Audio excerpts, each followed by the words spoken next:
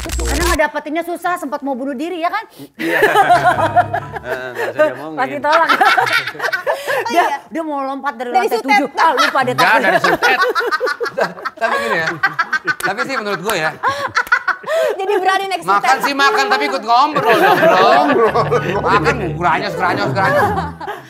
Tapi Wen, sorry bagi rokok Wen. Ya. Ini 2 tahun terakhir gue selalu ikut dia. Ikut kemana? Partinya Wendy sama buat istrinya kesurupan. Emang sebelum-sebelumnya nggak Dan 2 tahun itu gue selalu nangis setiap di partinya Wendy. Kenapa kok nyorong ini banget, spotlight banget lu? Ini cewek lo gue naikin sutet juga lo ya. Bukan karena gue tuh. Masa orang tahu lagi ulang tahun Diam! Lu nangis? Bukan diem dulu. Makasih. Bukan karena gue suka dengan ini kisahnya mereka gitu loh, ngerti gak? Terharu. Terharu. Diam udah gak usah bawa gua. Ini gue lagi ngomongin dia. Tapi kan nggak boleh gitu kan. Ini sweet banget beneran, gak bohong gua.